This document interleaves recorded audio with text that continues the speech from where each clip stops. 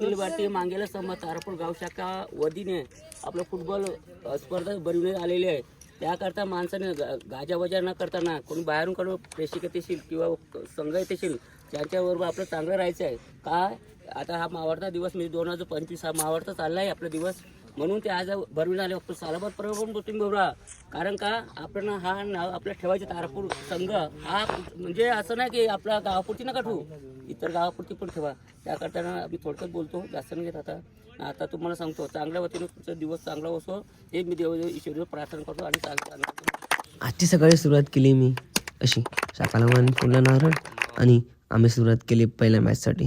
तर पहिले प्रथम मी आलो मंचावरती, कारण की जर पहिल्या मॅचचा लॉस बघायला होता. तर पहिली मॅच ए टीम आणि डी टीमची होती.